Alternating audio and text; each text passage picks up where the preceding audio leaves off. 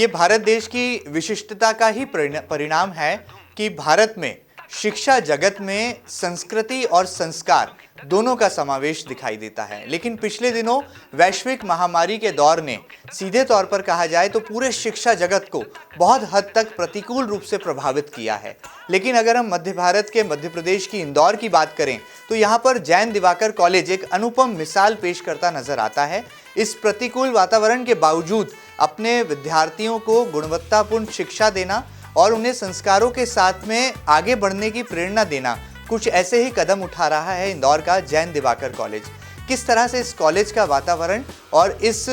Covid काल में भी एक प्रेरणादायी जो है पहलू यहाँ पर उभर कर आता है, तमाम मसलों पर बात करेंगे और इंदौर की नहीं मध्य प्रदेश की जानी मानी शिक्षाविद डॉक्टर संगीता भारुका जी से जानने समझने की कोशिश करेंगे, क्योंकि वो प्राचार्य की भूमिका में हैं और इस कॉलेज ने आखिर कैसे एक अनुपम उदाहरण जो है इस प्रतिकूल वातावरण में पेश किया है। मैडम, सबसे पहले आपका एमपी न्यूज़ के इस खास सेगमेंट में बहुत बहुत हम स्वागत करते हैं।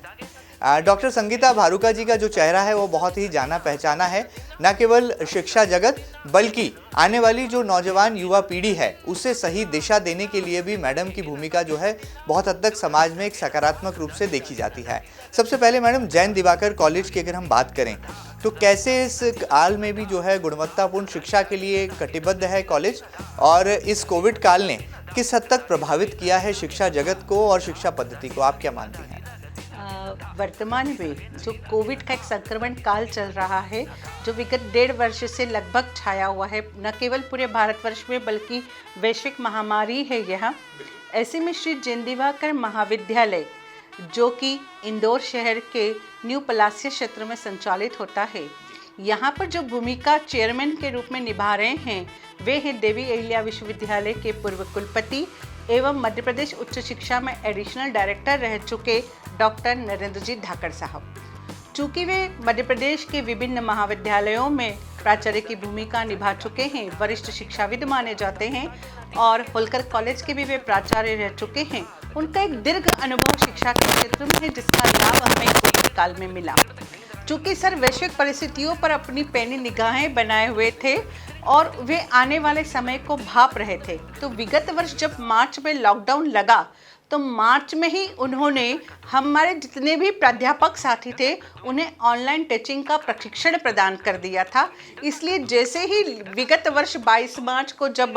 जनता कर्फ्यू के बाद 10 दिन के लिए कॉलेजेस बंद कर दिए गए थे और उसी दौरान देशव्यापी लॉकडाउन घोषित कर दिया था, तो हमारे जितने भी शिक्षक साथी थे वे सभी ऑनलाइन टीचिंग में तब तक पारंगत हो चुके थे। और न केवल हम लोगों को पारंगत कर दिया था बल्कि हमने ऑनलाइन टीचिंग का एक टाइम टेबल भी बना दिया था, तो हम लोग विद्यार्थियों को तुरंत उसमें पढ़ाने के लिए उस प्लेटफॉर्म पर हमारे जो टीचिंग स्टाफ था वो रेडी था। तो हमारे महाविद्यालय के विद्यार्थियों की जो शिक्षा है वह बिल्कुल भी बाधित नहीं हुई थी, वह सतत जारी रही थी।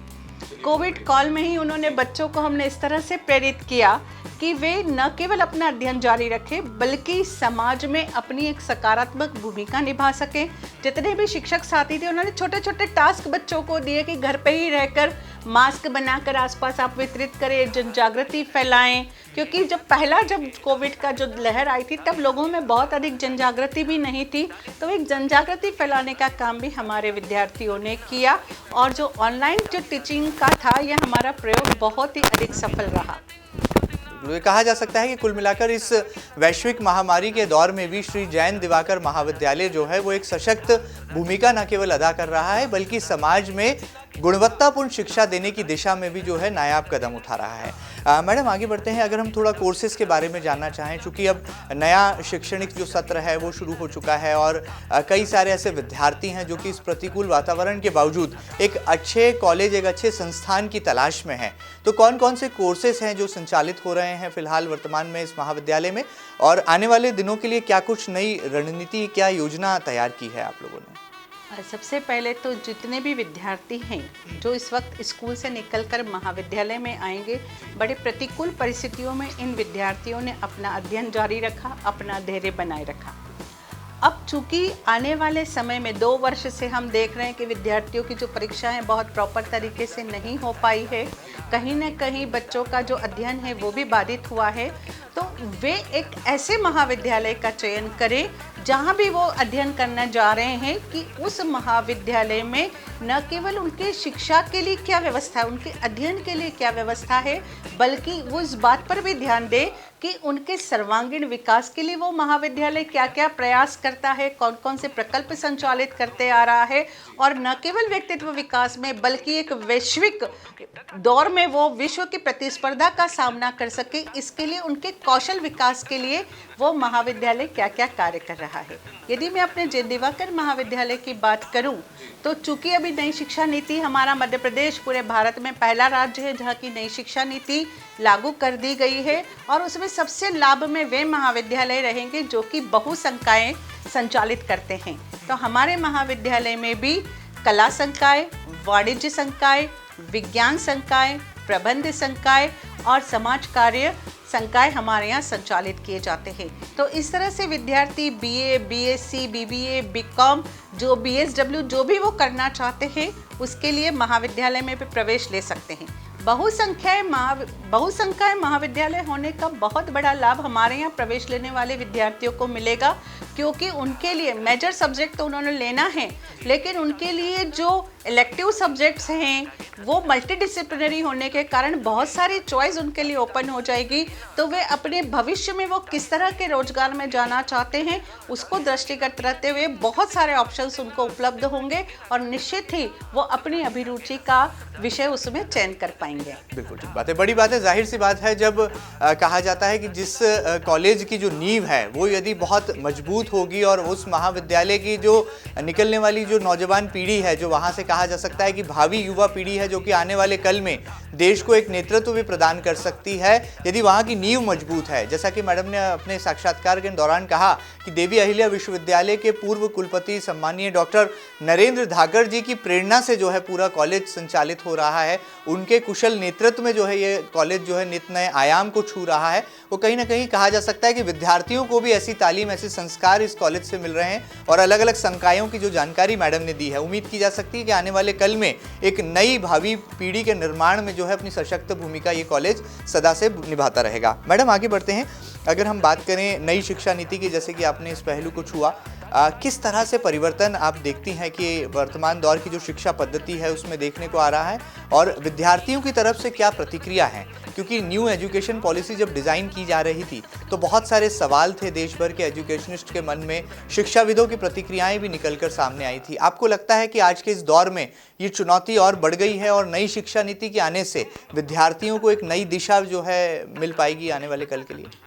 जो नई शिक्षा नीति है ये विद्यार्थियों के लिए बहुत लाभकारी सिद्ध होगी। अभी तक जो हमारे यहाँ परिपाटी चली आ रही थी, बच्चों को एक घेरे में, एक सीमित दायरे में उन्हें अध्ययन करना होता था, चाहे उस विषय में उनकी अभिरुचि हो या ना हो। सबसे बड़ी बात इस शिक्षा नीति की जो एक प्लस पॉइंट है कि बच्चे अब अपनी अभिरुचि के अनुसार अपने विषयों का चयन कर सकते हैं, और न केवल वे अभिरुचि का विषय चयन करेंगे बल्कि उसमें जो एक व्यावसायिक कौशल को दक्ष करने के लिए बहुत सारे वोकेशनल कोर्सेज इसमें प्रारंभ किए गए हैं। उन वोकेशनल कोर्सेज के जरिए विद्यार्थियों को स्वरोजगार की भी राह प्रशस्त होगी। तो ये जो नई शिक्षा पद्धति है ये विद्यार्थियों की अभिरुचि को ध्यान में रखते हुए वे विषय तो चयन कर पाएंगे, साथ ही उनके भविष्य को सुरक्षित करने के उपाय इसमें दिए गए हैं। इसके अतिरिक्त ये जो शिक्षा पद्धति है इसके अंतर्गत इंटर्नशिप, प्रोजेक्ट, यहाँ तक कि यदि बच्चा कोई सामुदायिक सेवा में अभिरुचि रखता है, वो सामुदायिक सेवा करना चाहता है, समाज की सेवा करना चाहता है, तो उसके लिए भी इसमें एक स्थान रखा गया है सुरक्षित, जिससे कि विद्यार्थी अपनी कम्युनिटी सर्विसेज भी दे सकता है। बड़ी बात है। कहा यह भी जा सकता है कि कॉलेज की जो सफलता है, उसकी जो कामयाबी है वो कितनी ऊंची उड़ान पर है, यदि ये देखना है तो कॉलेज के प्लेसमेंट का हाल भी जानना बहुत ज़रूरी है। मैडम, हमने सुना है कि श्री जैन दिवाकर महाविद्यालय जो है वहाँ पर प्लेसमेंट पर भी बहुत फोकस किया जाता है। प्लेसमेंट सेल की जो स्थापना की गई है उसमें खासतौर पर इस बात का ख्याल रखा गया है कि जो बच्चे कॉलेज में एडमिशन लेते हैं उनकी पढ़ाई पूरी करने के बाद उनके प्लेसमेंट का भी पूरा ख्याल जो है कॉलेज प्रबंधन रखता है। किस तरह से इस पहलू को जो है आप चिंता में लेते हैं और कैसे जो है विद्यार्थियों को सही दिशा प्लेसमेंट के मामले में मिल पाए, इसे लेकर कदम उठाते हैं? हम लोग प्लेसमेंट के लिए बच्चों को सबसे पहले तो 2 भागों में विभाजित करते हैं उनकी अभिरुचि के अनुसार, कि विद्यार्थी स्वरोजगार के क्षेत्र में जाना चाहता है या वो कहीं जॉब करना चाहता है। और फिर उसके बाद हम विद्यार्थियों को प्रशिक्षित करना प्रारंभ करते हैं। सबसे पहले तो हमारे महाविद्यालय में अत्याधुनिक लैंग्वेज लैब है,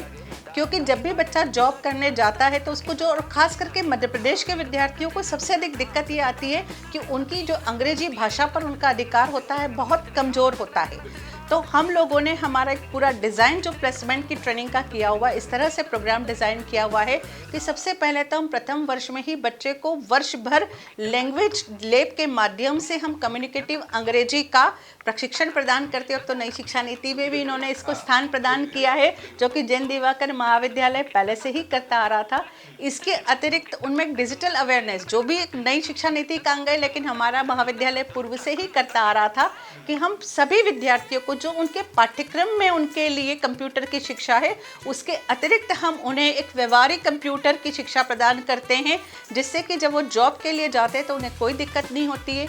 फिर हम तृतीय वर्ष में जब विद्यार्थी आते हैं तो उनके व्यक्तित्व विकास के लिए हम बहुत सारे कार्यक्रम आयोजित करते हैं, बहुत सारी कार्यशालाएं आयोजित करते हैं, उन्हें रिज्यूमे राइटिंग करना सिखाते हैं, उनके मॉक इंटरव्यूज़ आयोजित करते हैं। और यही कारण है कि जब विगत वर्ष कोविड काल में विद्यार्थियों के जॉब्स छीने, मतलब विद्यार्थियों के माफ़ कीजिएगा, जब लोगों के जॉब्स छीने जा रहे थे, उनके हाथ से बरसों के जमाए रोजगार छीने जा रहे थे, तब हमारे महाविद्यालय के जो विद्यार्थी हैं वो केजी के जैसी, जो कि जेमोलॉजी में एक जाना माना नाम है, बहुराष्ट्रीय कंपनी है,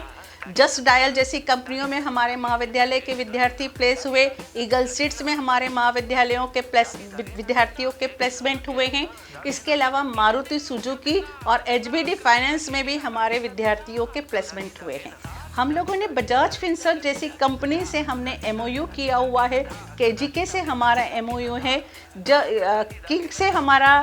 एमओयू है, जो कि हमारे विद्यार्थियों में एम्प्लॉयबिलिटी विकसित करती है। बड़ी बात है। कहीं ना कहीं जिस तरह से देश के प्रधानमंत्री नरेंद्र मोदी जी स्किल डेवलपमेंट पर बहुत हद तक फोकस करते हैं, उनका भी एक फोकस ये है कि आत्मनिर्भर बने आने वाले कल का जो हिंदुस्तान है, आने वाले कल का जो भारत है, वो अपने पैरों पर खड़ा हो। इसलिए वो आत्मनिर्भर भारत का नारा भी बुलंद करते हैं। और मुझे व्यक्तिगत तौर पर ऐसा लगता है कि श्री जैन दिवाकर महाविद्यालय जो है वो आत्मनिर्भर भारत की जो परिकल्पना है उसे साकार करने के लिए मूर्त रूप देता नजर आ रहा है। मैडम, जैसा कि हम जानते हैं डॉक्टर नरेंद्र धाकड़ जी का जो व्यक्तित्व है वो हरफन मौला है, वो शिक्षाविद भी हैं, और कहा जाता है कि उनकी जो लेक्चर लेने की जो एक शैली है उसको लेकर विद्यार्थियों में वो खासे लोकप्रिय भी माने जाते हैं। होलकर कॉलेज की बात करें या प्लेसमेंट को लेकर उनकी जो चिंता है वो साफ तौर पर दिखाई देती है। कॉलेज प्रबंधन में किस तरह से डॉक्टर धाकड़ जी की जो कहा जाना चाहिए उनका जो कुशल नेतृत्व है वो किस हद तक सहायक आपको साबित होता है? चूँकि आप प्राचार्य हैं, प्रमुख हैं संस्था की, उस नाते से उनके कुशल नेतृत्व के बारे में आप क्या कहेंगी? सबसे पहले तो हम लोगों का महाविद्यालय इस बारे में बहुत सौभाग्यशाली है कि हमें डॉक्टर नरेंद्र जी धाकड़ जैसे वरिष्ठ शिक्षाविद का सानिध्य प्राप्त है। सर की जो नेतृत्व शैली है वो बहुत अपने आप में अनूठी मानी जाती है। सबसे पहले तो कोई काम पेंडिंग नहीं रखना, त्वरित निर्णय लेना और समय को पहले से भाप कर, भविष्य को पहले से भाप कर उसके लिए कार्य योजना बना लेना उनकी शैली है। और यही कारण है कि कोविड काल में भी हमारे विद्यार्थी अपना सफलता का परचम लहरा पाए। जो हमारे शिक्षक साथी हैं उनके ऊपर भी वो उनकी जो अध्ययन का जो तरीका है उस पर एक पैनी नज़र रखते हैं, ताकि हमारे अध्ययन अध्यापन का एक जो तारतम्य है बहुत व्यवस्थित रूप से सुचारू संचालित होता रहे। धाकड़ साहब जो हैं वो एक व्यवहारिक शिक्षा के पुरोधा है। उनका कहना है कि पाठ्य पुस्तकों के अतिरिक्त सैद्धांतिक के साथ साथ विद्यार्थियों को हमें व्यवहारिक ज्ञान भी देना चाहिए। इसलिए हमारे जो पूरी शिक्षण पद्धति विकसित है वो प्रैक्टिकल अप्रोच लिए हुए है। उसके कारण हम लोग जो विद्यार्थियों को थ्योरेटिकल तो पढ़ाते ही हैं, लेकिन हमारे यहाँ समय समय पर ऐसी बहुत सारी कार्यशालाएं आयोजित की जाती रही है और हम लोग सतत उन कार्यशालाओं को आयोजित करते हैं, जिससे कि विद्यार्थियों को उस विषय का जो व्यवहारिक ज्ञान है वह प्राप्त हो सके। शैक्षणिक टूर हम आयोजित करते हैं, विभिन्न कंपनियों में हमारे बच्चे इंटर्नशिप के लिए जाते हैं। मतलब कुल मिलाकर हम पाठ्यक्रम को रटवाते नहीं हैं, बल्कि हम उन्हें समझने और उससे दोस्ती करवाने के प्रयास करते हैं विद्यार्थियों। बड़ी बात है। एक सकारात्मक वातावरण का निर्माण करना अपने आप में एक चुनौती होती है और मुझे ऐसा लगता है कि जो कॉलेज प्रबंधन है वो डॉक्टर धाकड़ जी के कुशल नेतृत्व में इस दिशा में भी जो है सफलता की उड़ान को बढ़ता नजर आता है। मैडम, एक सवाल और मेरे जहन में था, चूंकि कोरोना काल रहा, लेक्चर जो शिक्षण पद्धति है उसमें भी बदलाव हुआ, ई लेक्चर्स का फॉर्मेट भी एक सामने निकल कर आया और हमें डिजिटल रूप से जो है क्लासेस लेने के कॉन्सेप्ट की तरफ आगे बढ़ना पड़ा। किस तरह से आपके कॉलेज में टीचिंग स्टाफ को जो है प्रशिक्षित किया गया कि वो ई लेक्चर्स को भी कर पाएँ, विद्यार्थियों के साथ एक लगाव और एक जुड़ाव जो कॉलेज प्रबंधन का होना चाहिए उसे भी बरकरार रख पाएँ, और कोविड काल में ये जो लेक्चर्स का फॉर्मेट था ये कितना चुनौतीपूर्ण रहा एक शिक्षाविद होने के नाते आपके लिए भी व्यक्तिगत तौर पर?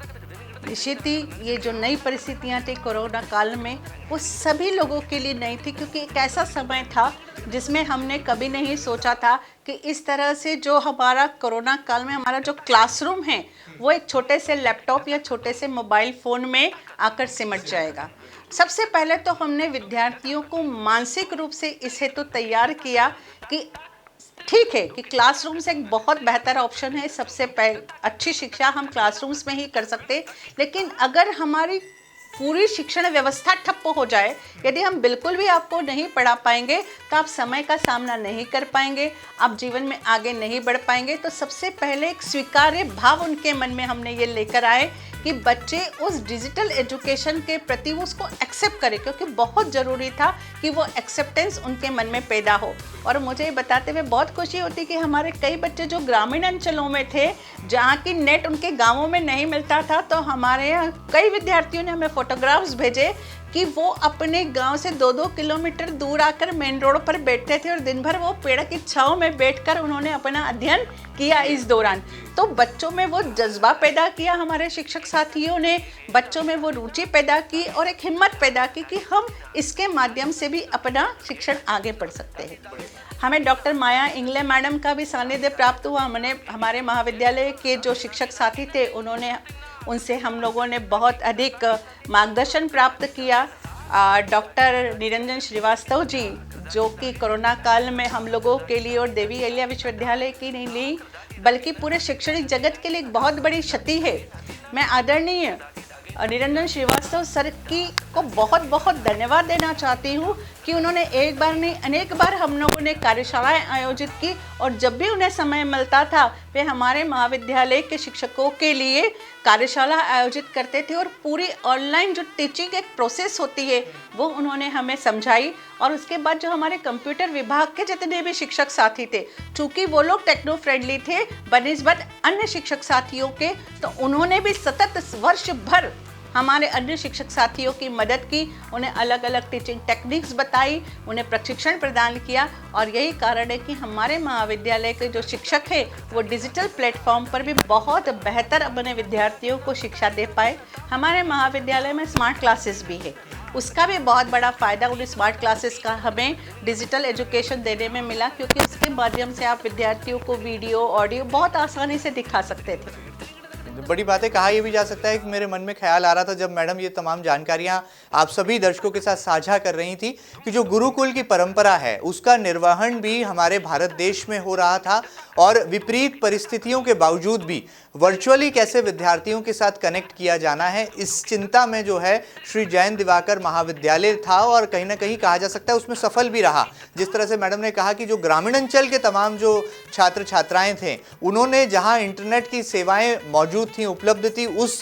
जगह पर जाकर पेड़ की छांव के नीचे बैठकर भी जो है वर्चुअली अपनी पढ़ाई को पूरा किया। और कहा यह भी जा सकता है कि ये गुरुकुल का एक अनुपम रंग है जो कि इस आधुनिक युग के बदलते परिवेश में कहीं ना कहीं दिखाई दिया था इस कोविड काल के दौरान। मैडम, आगे बढ़ते हैं। थोड़ा मेरे जहन में ये भी जानने की जिज्ञासा है कि खेल गतिविधियों पर कितना ध्यान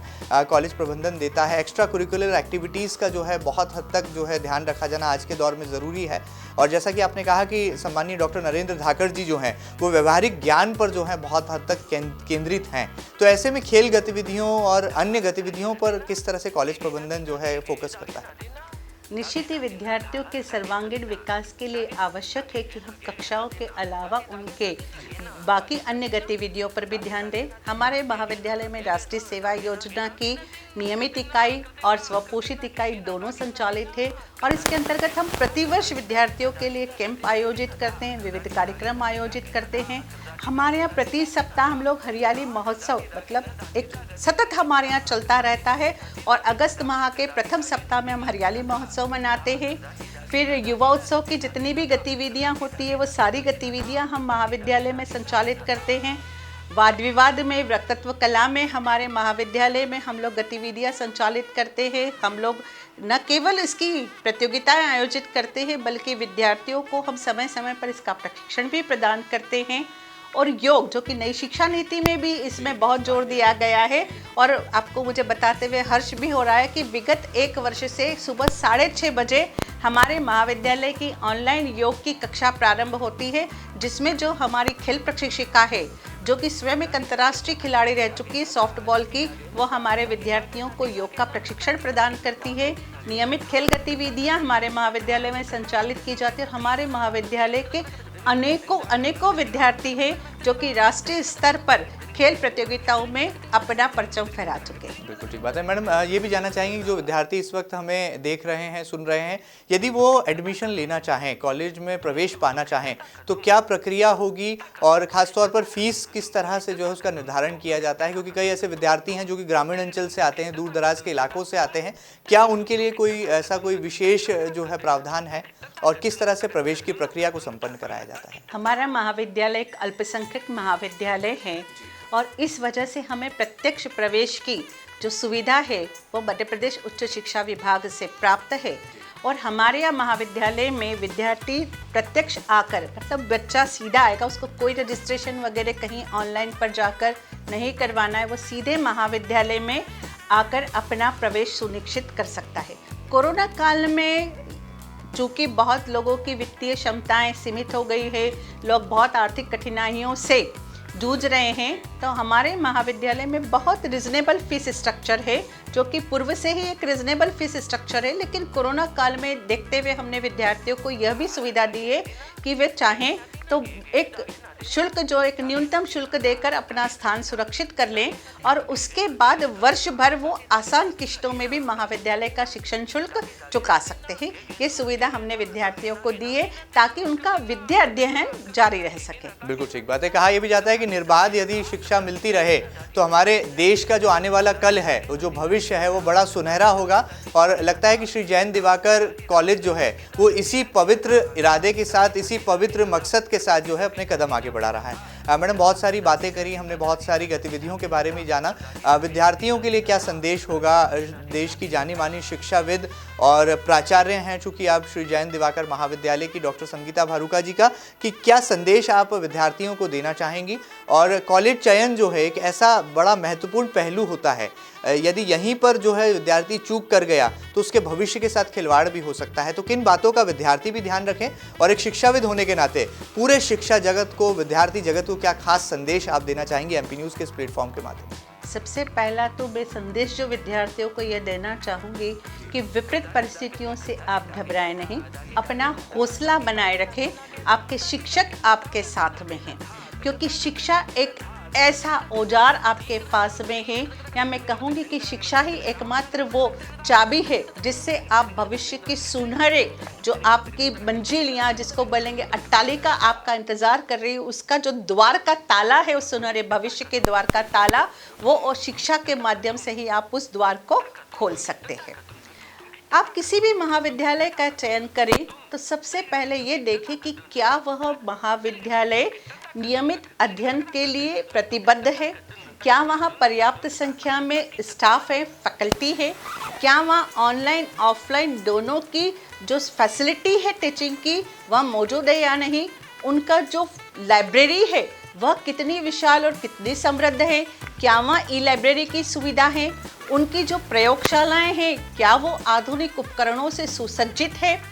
क्या उनके यहाँ जो कंप्यूटर लेबोरेटरी है वो सुसज्जित है या नहीं, पर्याप्त मात्रा में वहाँ कंप्यूटर्स है या नहीं, और यदि कंप्यूटर्स है तो उसमें पर्याप्त फीचर्स है या नहीं, वहाँ का जो स्टाफ सदस्य है वो उच्च शिक्षित और अनुभवी है या नहीं, वहाँ खेल का मैदान है या नहीं, और सबसे बड़ी बात वो आपके प्लेसमेंट के लिए क्या काम कर रहे हैं। इन सब को देखते हुए और अपनी वित्तीय क्षमताओं को देखते हुए बड़ी बड़ी बिल्डिंगों की चकाचौंध में न आए, बड़े बड़े विज्ञापनों के भुलावे में न आए, वास्तव में आप स्वयं आकलन करें, स्वयं उस महाविद्यालय में जाकर देखें और उस महाविद्यालय के बारे में जानकारी प्राप्त कर अपनी वित्तीय क्षमताओं के अनुरूप और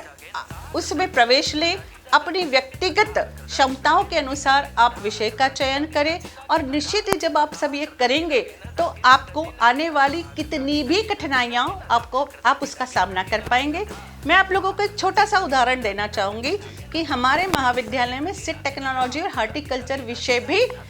संचालित किया जाता है और इसमें हम लोग जो विद्यार्थियों को कृषि से संबंधित विभिन्न पाठ्यक्रम हम यहाँ पर बच्चों को पढ़ाते हैं।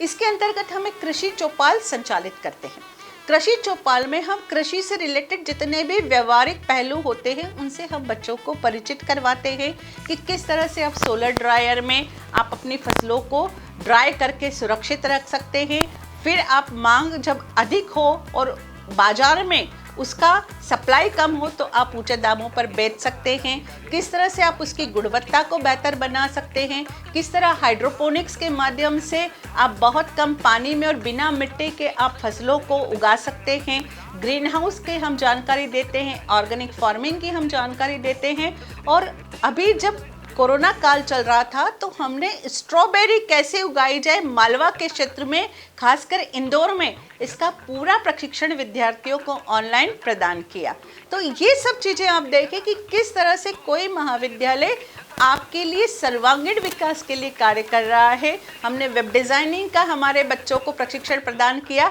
और आज हमारे बहुत सारे बच्चे वेब डिज़ाइनिंग के क्षेत्र में काम कर रहे हैं। हमने टेली अकाउंटिंग का प्रशिक्षण प्रदान किया। तो इस तरह से जो महाविद्यालय आपके सर्वांगीण विकास के लिए कार्य कर रहा है, आप वहाँ पर प्रवेश लें और अपने भविष्य को सुरक्षित करें। विपरीत परिस्थितियों से ना घबराएं, अपना हौसला बनाए रखें, धैर्य बनाए रखें और निरंतर अपने स्किल को डेवलप करते रहें, अपने कौशल का विकास करते रहें, नई नई चीज़ें सीखते रहें। जितना आप सीखेंगे,